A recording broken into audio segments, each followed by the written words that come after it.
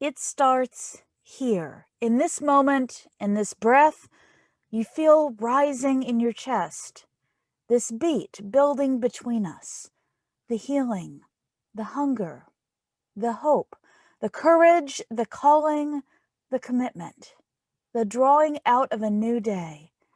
It begins now in the imagination, in this story we weave together, this song we sing, this prayer we bring into being from our hearts to our lips, from our hands to our life, our shared life.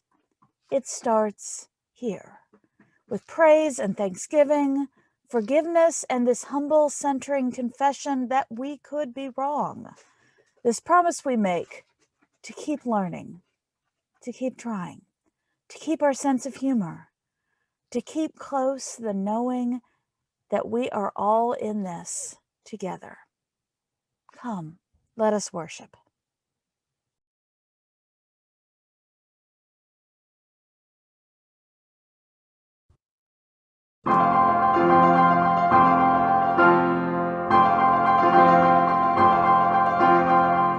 Morning has come, arise and greet the day. Dance with joy and sing a song of gladness. The light of hope here shines upon each face. May it bring faith to guide our journey home.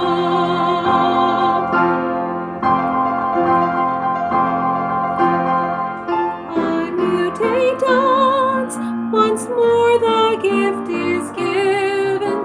Wonder filled this moment shared together. The light of peace here shines upon each face.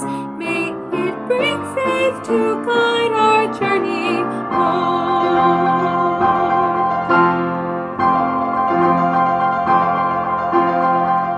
Open our eyes to see that life abounds. Open hearts to welcome it among us. The light of love here shines above each face. May it bring faith to guide our journey home.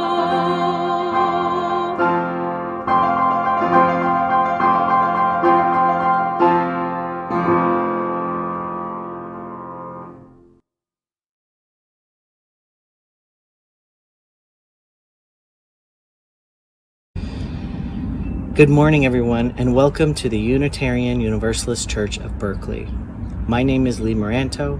My pronouns are he and him, and I'll be your worship associate for today. This is a welcoming congregation, and we are always working on how to better welcome and care for one another. If this is your first time here, we're so glad that you've come and tuned in today. And whoever you are, we welcome you in the fullness of who you are. As we begin, we take this moment to acknowledge that this church occupies unceded Chochenyo and Muwekma Ohlone land. As community and church members, we continue to benefit from the seizure and occupation of this land. We also want to affirm that this is not simply performative, but it is deeply felt and it is a commitment toward action. For more information about the actions our congregation is taken towards this commitment, please visit uucb.org/indigenous. Please take a moment to prepare yourself and your space for our time together. You might get a candle and a way to light it so that you can join in the chalice lighting at home. Now, let us kindle our flames with the words of Suzelle Lynch. Each time we light the chalice, we renew our commitment to our Unitarian Universalist faith. With the spark of a match, we make it new again, as fresh and surprising as the first day. We encountered this spiritual community and realized we were home.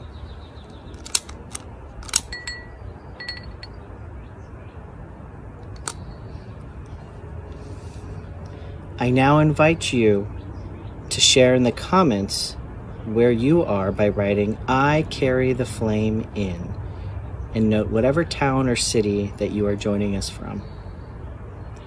Now please join us in singing our opening song, "We Could Be One." The words will be on the screen.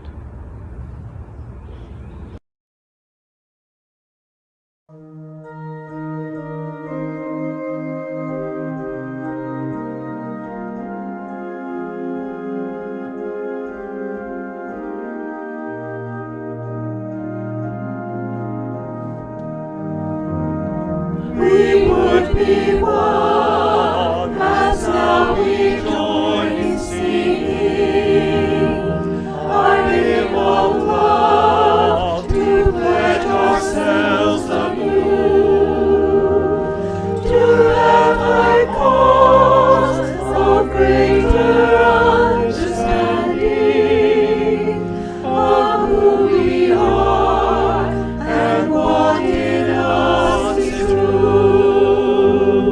We would be one in living for each other, to show to all a new community. We would be one in building for tomorrow a nobler world than we have known today.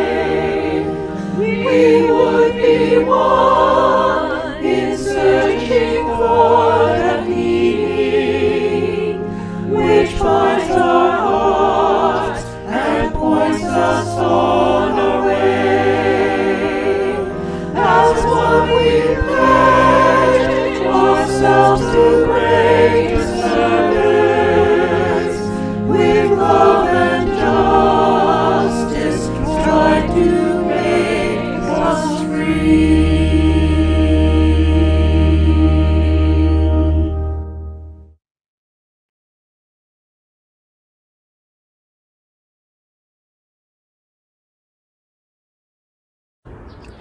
Please join me in saying our covenant.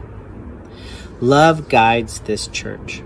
The quest for truth and justice is its common purpose. To give thanks, listen deeply, speak with care, honor our differences, and seek and grant forgiveness. These things we covenant with one another.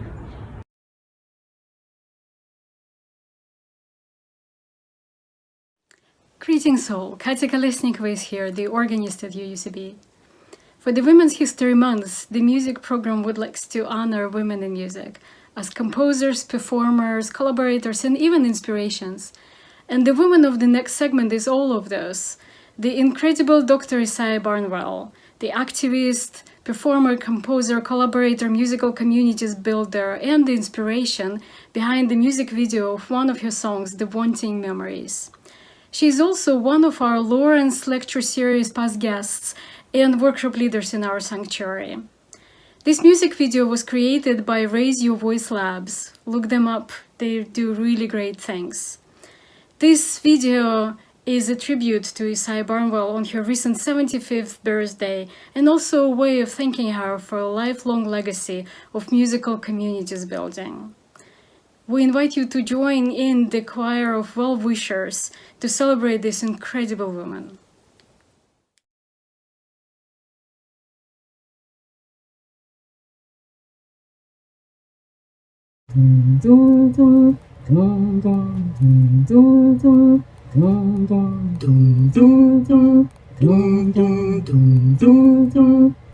I am sitting here wanting memories to teach me to see the beauty in the world through my own eyes. Yes, I am sitting here wanting memories to teach me to see the beauty in the world through my own eyes. You used to rock me in the cradle of your arms. You said you'd hold me till the pains of life were gone. You said you'd comfort me in times times like these, and now I need you. Now I need you.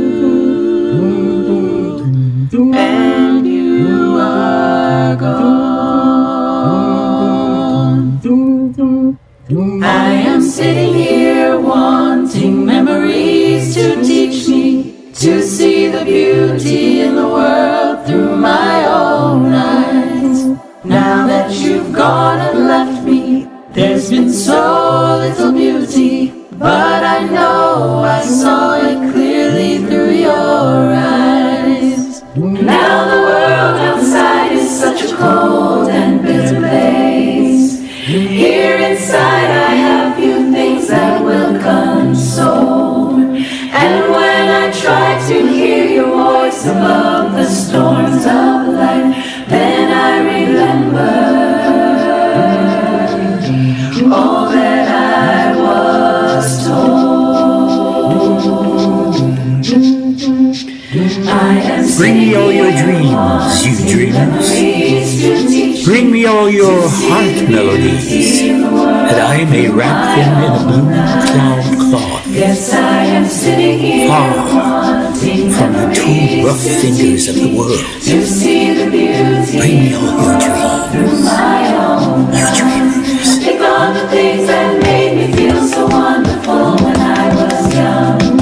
I think on the things that made me laugh, made me dance, made me sing.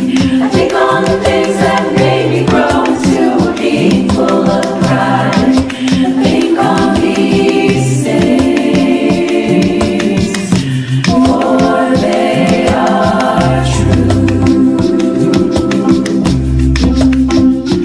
I am sitting here wanting memories to teach me to see the beauty in the world through my own eyes. I thought that you were gone, but now I know you're with me. You are the voice that whispers all I need to hear. I know a please and thank you and a smile will take me far. I know that I am you and you are me and we are one. I know that who I am is numbered in each gray house, and I know that I've been blessed again and over again. I am sitting here wanting memories to teach me to see the beauty in the world through my own eyes. Yes, I am sitting here wanting memories to teach me to see the beauty in the world through my own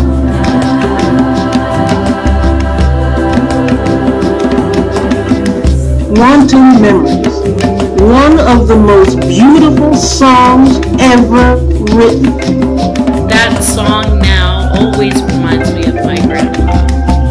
Eastside Bible is one of the great human beings of my life and my lifetime.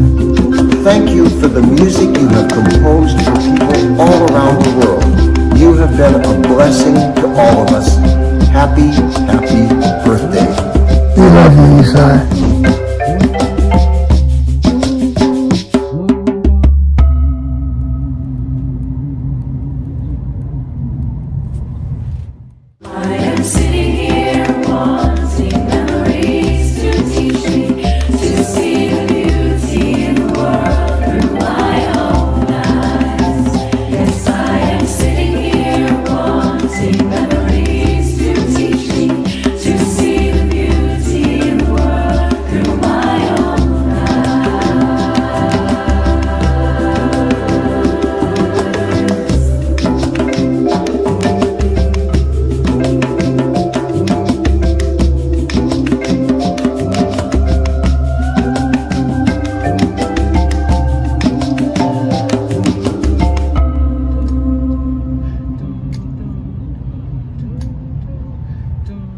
Does it change?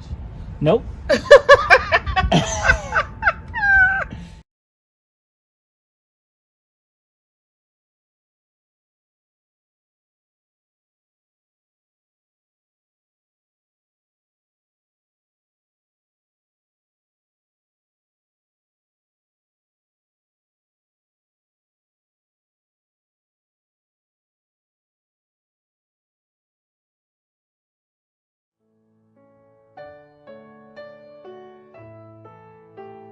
How many of us have heard the starfish story about a little boy throwing starfish into the ocean? Despite being disparaged by an older man, the story ends with the boy giving the famous line, "It mattered to that one." While it's a great story that's been popular for decades, the original story has so much more depth. It was written in 1978 by Loren Eiseley, a science writer, based on experiences from his own life. Eiseley goes on a trip to a coastal tourist town alone. He's in a pessimistic and difficult place in his life. The trip is a soul-searching one for him. As he contemplates his life and his many challenges, he feels especially lonely. One evening, as Eiseley walks thoughtfully along the beach, he notices that there is sea life scattered along the beach due to the low tide. There are professional shellers and tourists who are anxiously picking them up to cook or sell. The stranded creatures don't stand a chance. This frantic grasping for personal gain adds to Eiseley's feelings of pessimism toward humanity. The next morning at dawn, Eiseley goes to the beach for another walk. The same gatherers are still on the beach, but this time he notices a lone figure on the horizon on a rocky part near a cove. As Eiseley gets closer, he sees the man picking up starfish from the small tide pools and throwing them back into the sea. He approaches the man and strikes up a conversation. The star-throwing man, with kindness in his eyes, tells him, "The stars throw well. One can help them." Eiseley is astounded at his optimism. As he walks away, he's filled with cynicism about the man's futile goal. Into the evening, Eiseley contemplates more about life, has a change of heart, and then decides to revisit the star thrower the next day.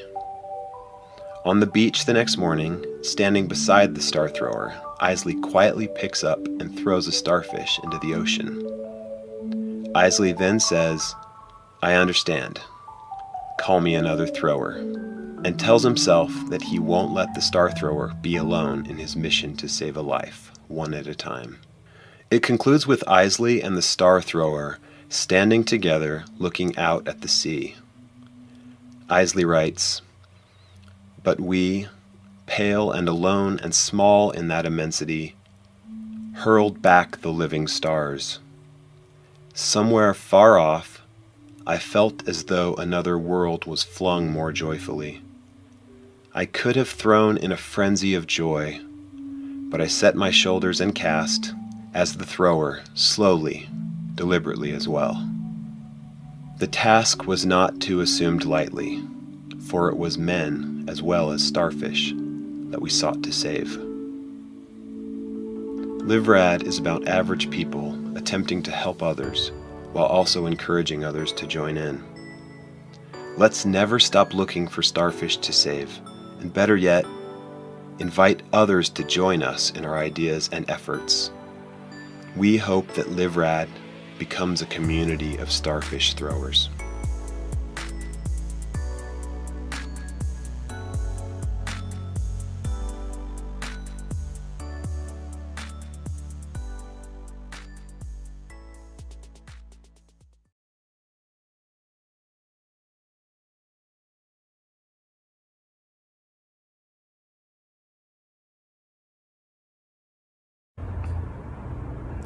It has been nearly a year since the shelter-in-place order went into effect. At that time, my partner and I had stitched together a somewhat balanced life where our two young kids, at the time they were 5 years old and 7 months, were cared for by a child care center where we dropped them every day on our way to work. Every once in a while, one of them might get a little cold and be sent home. We would juggle which parent could manage pickup and care depending on my court calendar and my partner's meeting schedule. At the time, this would be a major inconvenience, but not insurmountable. But on March 13th, 2020, we were told by our daycare that they would be closed and were not sure when they could reopen. This is pretty devastating news, as so many families with young kids Many families made the choice that one parent, usually the mother, would stop working altogether. Many single-parent households could not make that choice, so these parents, mostly mothers, had to take on the grueling and relentless task of working to support their family while stepping into the role of teacher and or daycare provider. For our family, we managed this challenge in a couple of ways. First, we potted up with our neighbors so we could share the care for our older daughter and her best friend between the two families. And second, I had to scale down my solo law practice significantly so that I could cover the bulk of the care during business hours while my partner managed the bookends of the day, starting around 5:30 a.m. We work and clean from 9 p.m. until we go to bed. She usually goes to bed around 11:30 or midnight. I'm usually collapsing into bed at 1 a.m. The next day, we get up and do it all over again. As a result of this forced change imposed upon us by the pandemic, we have had to rethink our priorities and evaluate how best to allocate our reduced resources as a family. Our income goes to our mortgage, our daycare, food, and services that help us cope. Personal trainers, exercise equipment, therapists, and meditation apps. While this last year has been the most challenging of my life, and there are times that I just want to wallow in my grief and anger, I can't help but think about how my kids will look back on this time. From their perspective, it has been an entirely different experience. Our daughter basically had an extended camp with her best friend where they played together outside every day for 4 months. Our 7-month-old got to bond with the three of us and develop a sense of family and security during a really important time of his development. I had the opportunity to take paternity leave with our daughter, but was not able to do so for our son because I run my own business. But now he and I have our pandemic leave bond. The result is that I have been reminded that being a parent is a commitment. One that I did not fully appreciate when I decided to have kids. By choosing to bring these 2 kids into the world, my partner and I have made a commitment to pay it forward, to dedicate our lives to raising 2 humans that will contribute positively to the world. They are our gift to the next generation. In order to do right by them and the world around us, we need to commit to spend time with them, to teach them, to have patience and offer grace. We need to commit to share our stories and to hear theirs. We have to commit to hold them accountable when they make mistakes and to commit to being held accountable ourselves when we make our own mistakes. Above all, we have to commit to be present, which may be the hardest thing to do of all, especially with all that we've experienced in the last year. But for those moments when we were able to be present, when I was able to be present with my kids, it has been the best thing I could have done to fulfill my commitment to them.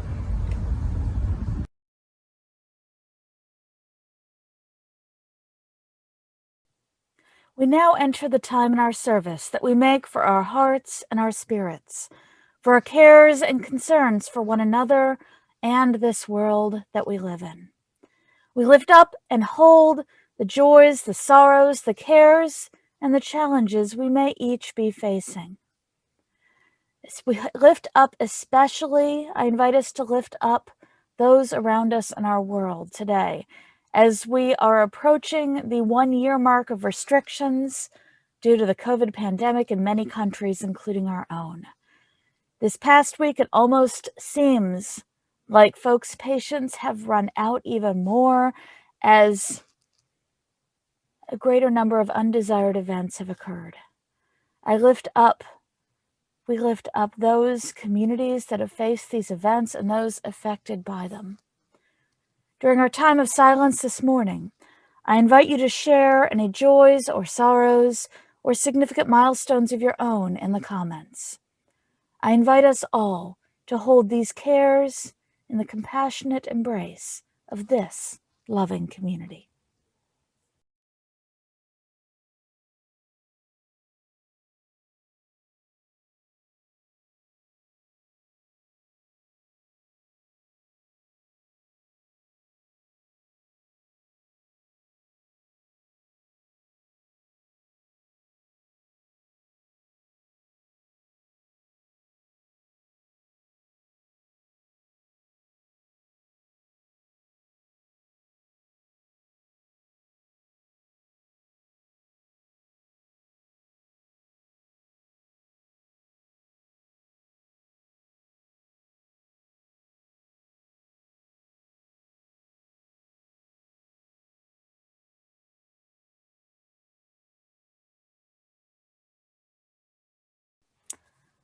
Please join with me now in the spirit of prayer.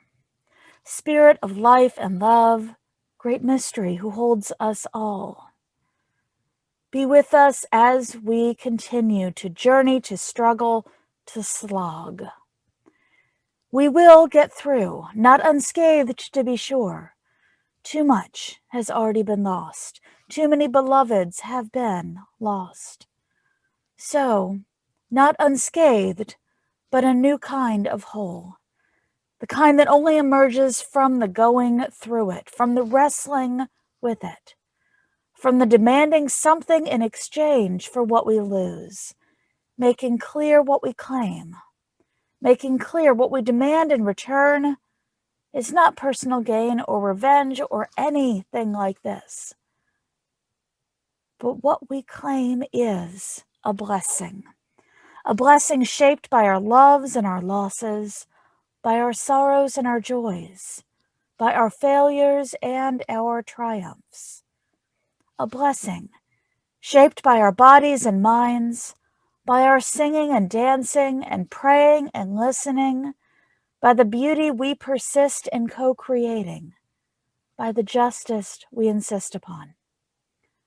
A blessing shaped by our dedication to the values that shape us, unremitting compassion, joyful and radical inclusion, a preferential option for the poor and marginalized, a deep and wide dismantling of white supremacy culture and oppression everywhere, honoring the great mystery of life with appreciation and humility, and with a commitment to a collective liberation that frees all, a blessing for all. May we seek and find these things as we go about our days. Amen. And now let us join in singing, Voice Still and Small.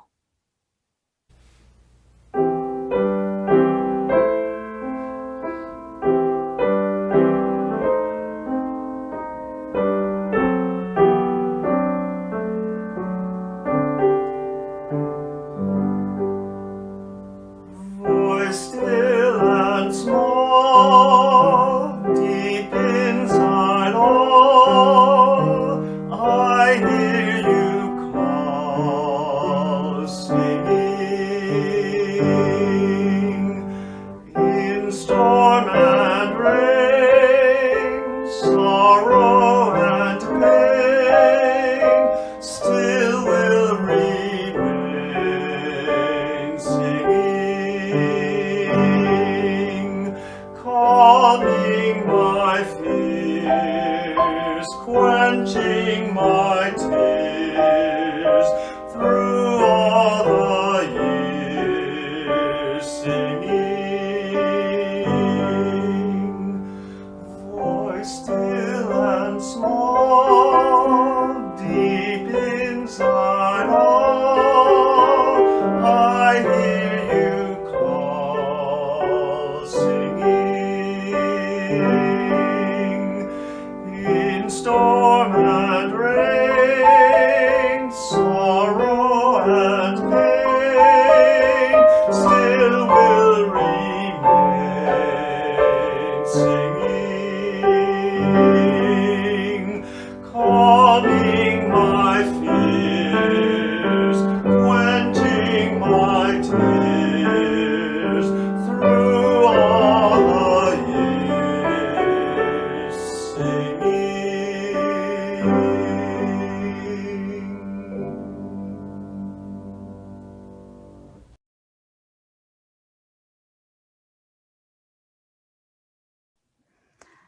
I'm going to start here today with a sentence that might, at first glance, seem rather radical here in our Unitarian Universalist setting. It's a quote from author and novelist David Foster Wallace. Here's what he says. In the day-to-day trenches of adult life, there is no such thing as atheism. That's the radical sentence. There's no such thing as atheism, he says. There's no such thing as not worshiping. Everybody worships. The only choice we get is what to worship. An outstanding reason for choosing some sort of God or spiritual type thing to worship, be it Jesus or Allah, be it the Christian or Jewish God, be it the Wiccan mother goddess or the Four Noble Truths or some infrangible set of ethical principles, is that pretty much anything else you may worship might eat you alive. If you worship money and things, if they are where you tap real meaning in life, you will never have enough, never feel you have enough. That's the truth. If you worship the body and beauty and sexual allure, you will always feel ugly. And when time and age start showing, you'll feel a million deaths before they finally grieve you. Worship power, you'll end up feeling weak and afraid, or need even more power over others to numb you to your own fear.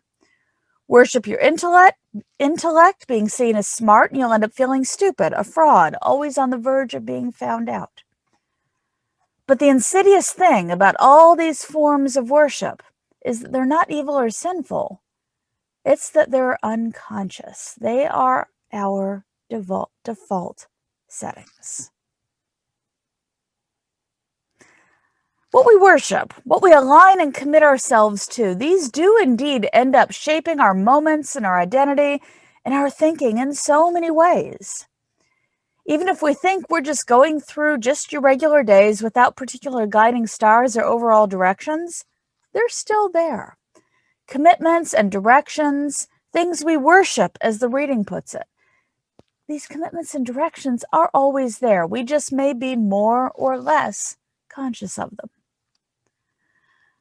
So we're going to take a little time today to talk about what sorts of things these might be and focus in on them, making them conscious and reminding ourselves of our intentionality that may already be there for us. There are a variety of different types of commitments we may make or have, commitments to ourselves, commitments to passions or issues or particular directions or goals, commitments to other people or to organizations, and commitments as types of values that guide us. Lots of different kinds. In our Lawrence lecture this past weekend, our speaker, the Reverend Dr. Jackie Lewis, talked about fierce love from a few different perspectives.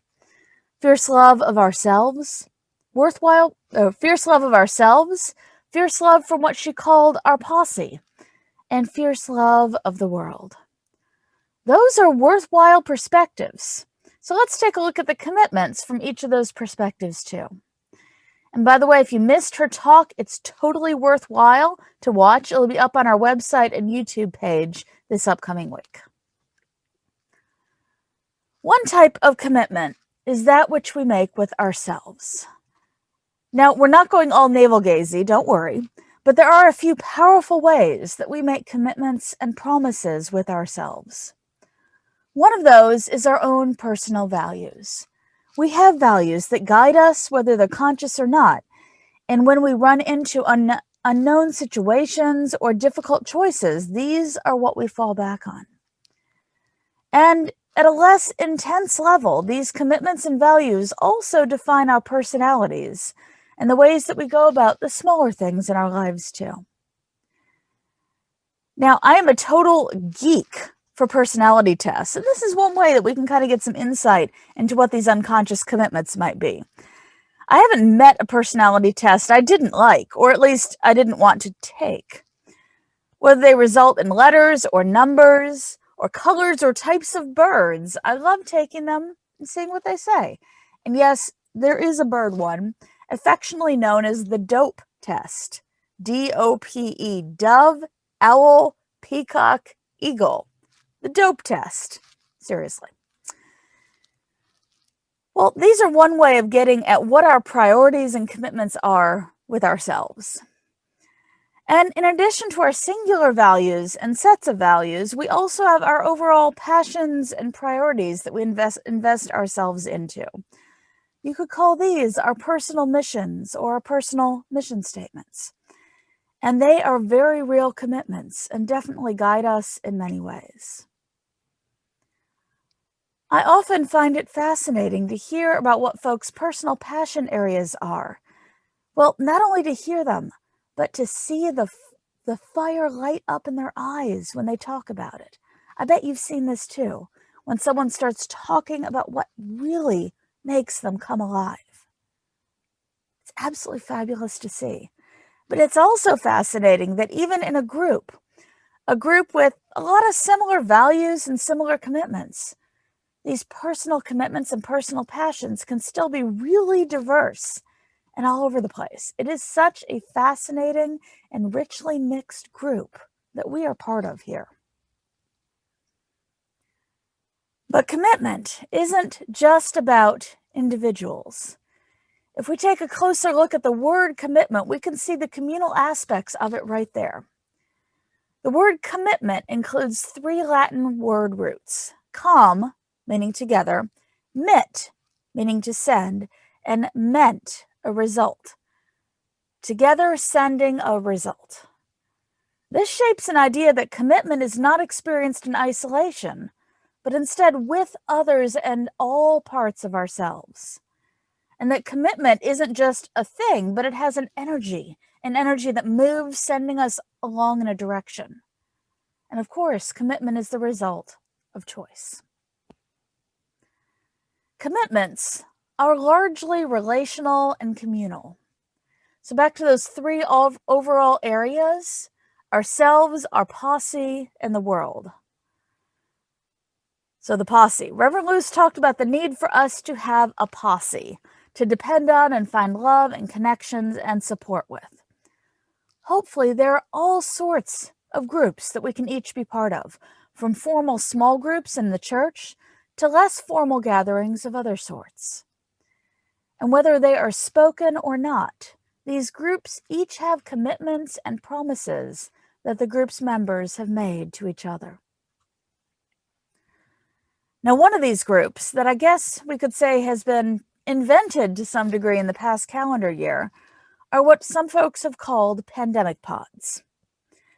Now, these are pseudo-households, not necessarily folks who literally live in the same household, but for the practical purposes of social distancing, consider the other group members too. There are so many ways that groups like this have been critical for folks to have closer human interactions and in-person social interaction when it hasn't been safe from a health perspective to do so with the wider public. In fact, I'm guessing that as we experience different versions of pandemic and public health measures going forward, forward both near future and forward both further future, the pandemic pods may become more and more important. But let's talk about the commitment part. Commitments and common agreements are what make these groups work. Without them, they literally aren't possible. For a pandemic pod, they are the stuff of health and distancing measures. What each individual will or won't do around folks who are in the pod, their commitments to what practices they are going to follow. And then there's a need to have similar values and similar risk tolerances with the other folks in the pod in this regard.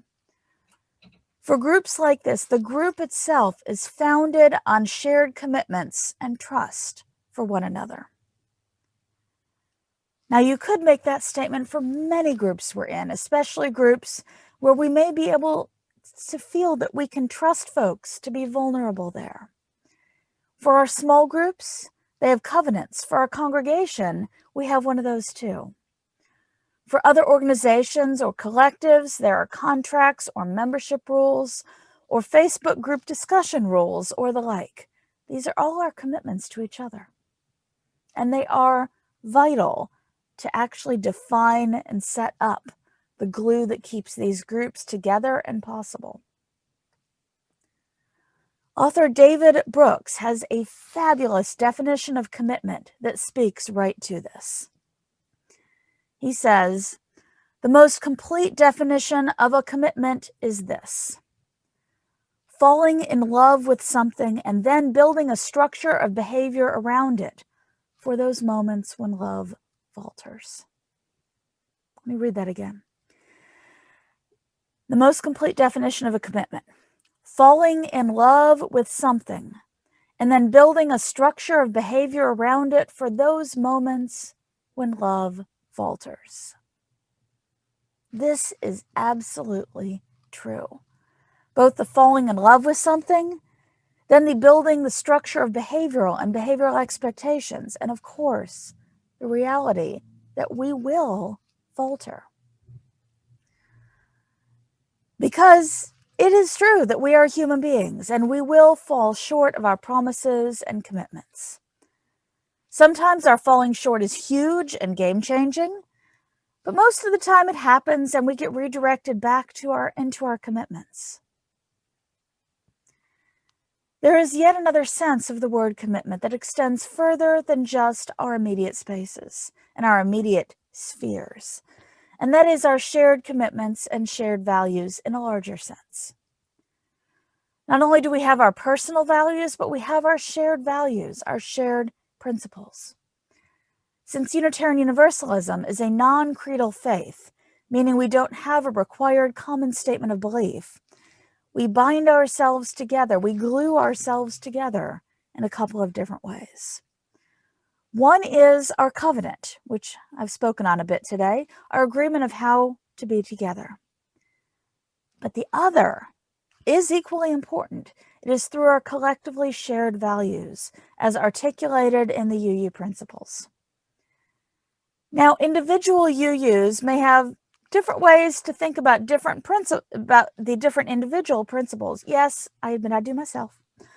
But it is a powerful thing that we have an articulated set of shared values, and that they set some larger directions for us as a community and as a faith. There are commitments all around us. Commitments in our personal lives, commitments with groups and communities, commitments to what we care about in the world. But it's not just enough to have these commitments and passions and promises, to have them and keep them inside of us, appreciating them for being there, thinking better of ourselves for having them. No, that's not enough. Commitments become real through what we do with them. Commitments become real through our actions. We show them and live out our commitments with what we do. Now, this Sunday is the kickoff for UUCB's annual stewardship campaign. And you may have guessed I was going this direction with my thoughts, and yeah, you're right. Our financial support and support with our time and talent are vital ways that we show our commitment to organizations like our congregation. But I'm not going to stop there.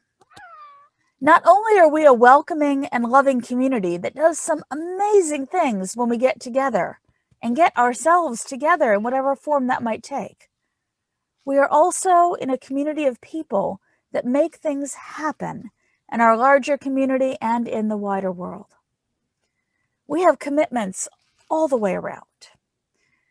And our value-based actions and value-based missions are a huge part of that.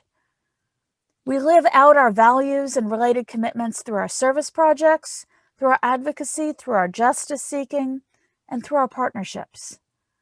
And these can be things we do as a congregation or that our individual members do. I say this because there are some truly amazing things that individual folks are doing. All in all, commitments can't just be in our heads. They have to be acted on to truly come into being in the world. So back to that opening reading on worship. Okay, I was trying to get your attention, maybe itch a little bit, but I think the word worship really does speak to something. If we think about what the word worship means, to honor something, to give worth to something, literally worth-ship. The commitments that we act on, so really not too far off the mark. As David Foster Wallace reminded us, everybody worships. The only choice we get is what to worship. What are your commitments and your promises? And even more, how are you living them out in your life? May the collective fires of our collective commitments burn strongly for our congregation as well as for our work in the world. Blessed be.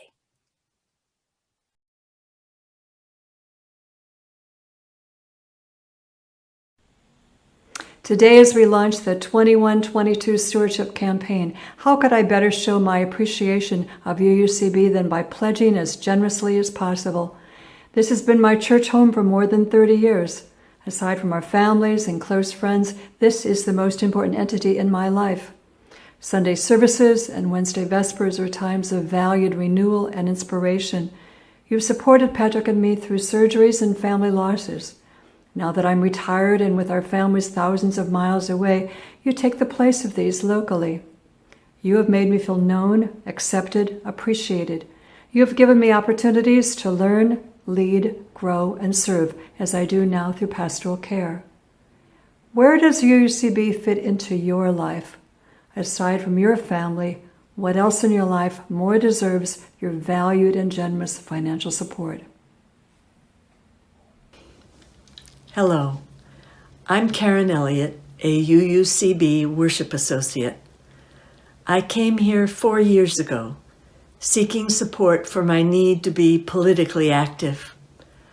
And I found here a deep-in-the-bones commitment to promoting social justice and racial equity. Moreover, I experienced people genuinely living out covenantal relations.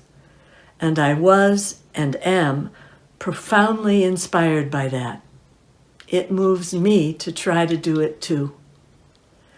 I began finding ways to be of service that align with my interests and deepest values, and that help me on my own spiritual journey. And I made friends. My life is truly enriched by belonging to UUCB. I'm glad to give back by pledging to support our church. Thank you.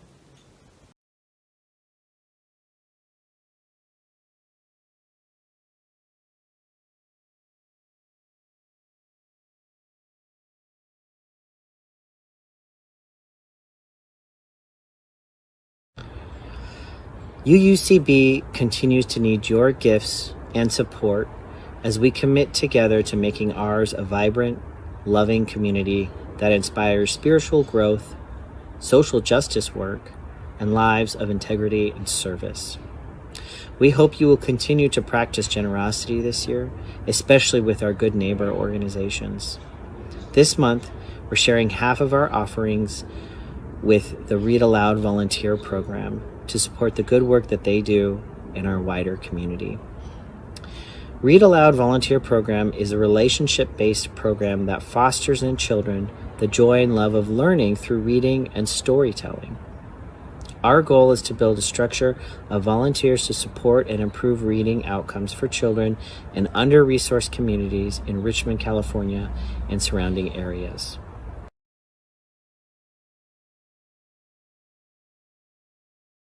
Hi, I'm Crystal Merrill, Executive Director of Read Aloud Volunteer Program. Thank you, UUCB Good Neighbor Program, for this opportunity to speak and to ask for your support. The UUCB and its members have supported us for many years.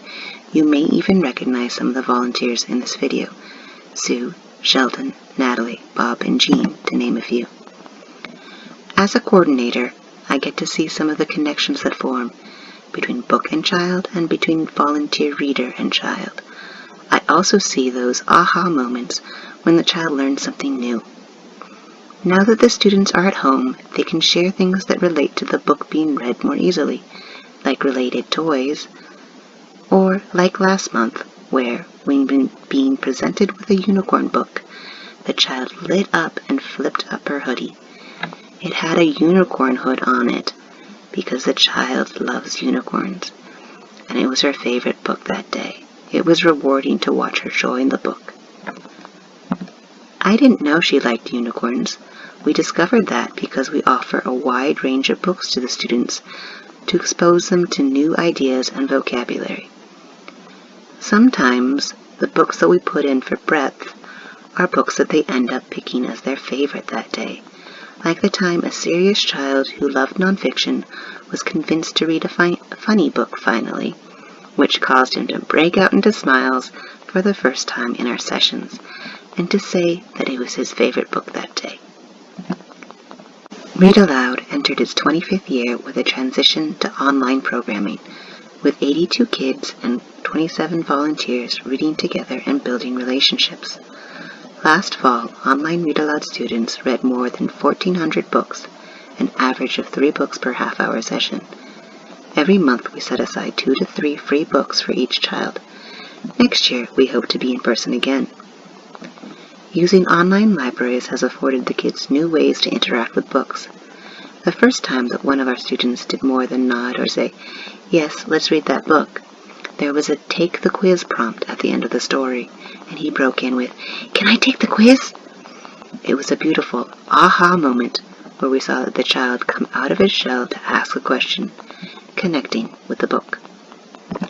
These are just a few of the many stories I could tell. You might ask a volunteer with the program if they have any stories that they would like to share.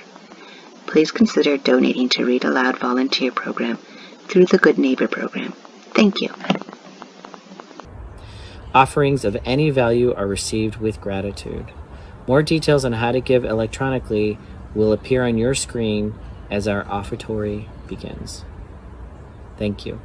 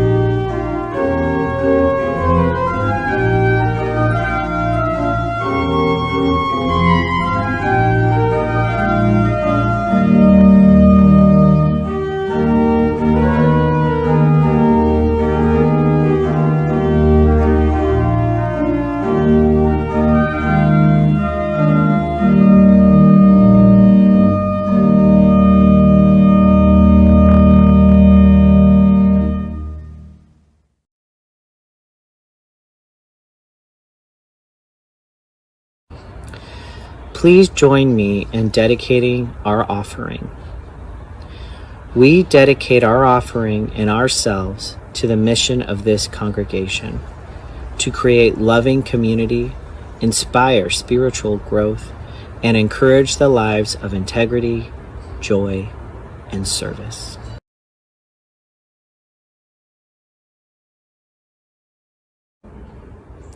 It's been wonderful to be together in praise and song with you today. Before we shift to our virtual coffee hour on Zoom, I'd like to encourage you to stay informed about and involved in all that's going on with our congregation. By exploring our website at uucb.org, you can learn several things about what's happening in the congregation. Among those, you can find a link in the news section to The Week Ahead, our weekly email newsletter, which contains information about upcoming activities and information about how to join in. As we prepare to leave the worship service, here are a few important announcements. Today, we launch our stewardship campaign. Early pledgers have committed pledges in excess of $100,000, a loving standard for us to follow towards our goal of $345,000. Now is your opportunity to support and sustain our spiritual community where we are never alone, all belong, and we find care, comfort, and community. Please share your gratitude for UUCB and give in an amount that feels right at MakeMy2021-2022 Pledge Unitarian Universalist Church of Berkeley, found at uucb.org. And think of this campaign as a way to pay it forward. We are on the hunt for some new worship associates. Our Sunday worship services are created each week by a team consisting of our ministers, music-making staff, and many dedicated volunteers.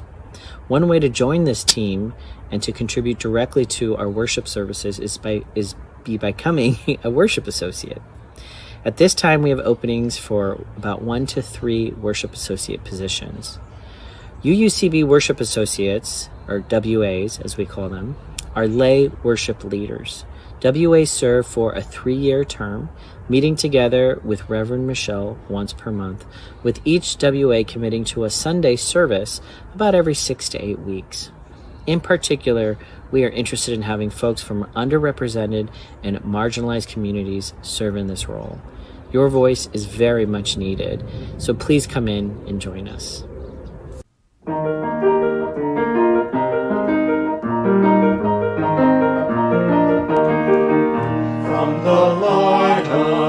Remember, birds of beacon, bright and clear, guiding hands and hearts and spirits into faith set free from fear. When the fire of commitment sets our mind and soul ablaze, when our hunger and our passion meet to call us on our way, when we live with deep assurance of the flame that burns within, then our promise finds fulfillment and our future can begin.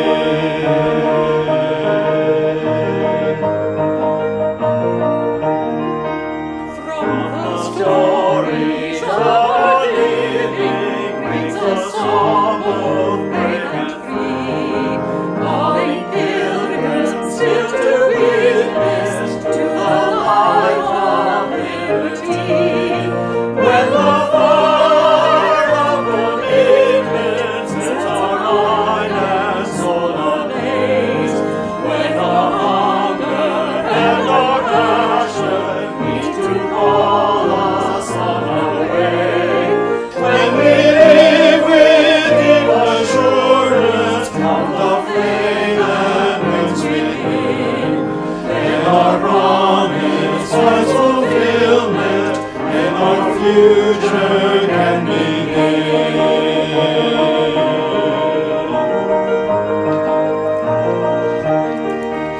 From the dreams of youthful vision comes a new prophetic voice, reaching hands of deeper justice, by our courageous choice. When the fire of commitment sets our mind and soul ablaze, when our hunger and our passion needs to call us on our way, when we live with deep assurance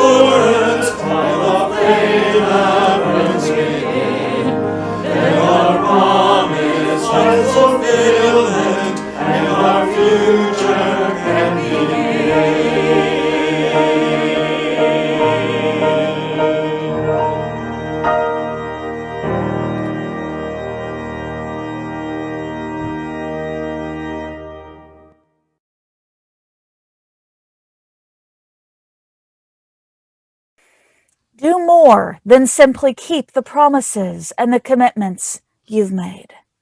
Do more than that. Instead, keep promising. As time passes, keep promising new things, deeper things, vaster things, yet unimagined things.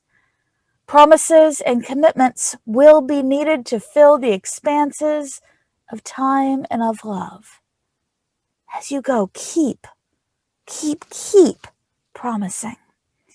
And as we go about fulfilling our promises and our commitments, making them anew, making new ones as we go about these, may you find the energy, the compassion, the courage, and the hope. And remember, you are never all alone. Blessed be.